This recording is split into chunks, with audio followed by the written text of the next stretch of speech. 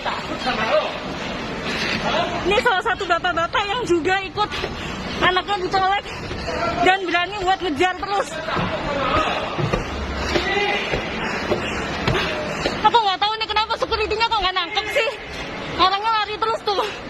Dia nyolek anak-anaknya di bawah. Dia udah nyolek anak-anak di bawah.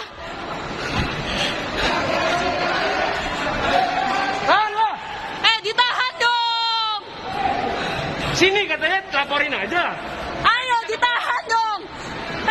Polisi. Nggak ada lo. Jangan pegang gua. Nggak usah bawa gua. Jangan sembarangan ya. Kamu udah megang anak-anak kecil di bawah. Yang megang anak itu kan megang anak dia. Jangan sembarangan kamu. Kamu pikir minta maaf aja cukup. Selesaikan dulu, Pak.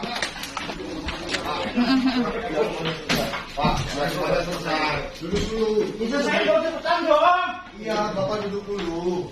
Ini belum selesai, Pak. Bapak jangan. Kalau semua betul kayak gini gimana mau selesai? Ya ini dong, apa yang bisa lagi? Ya, tunggu sebentar. Semua tim proses.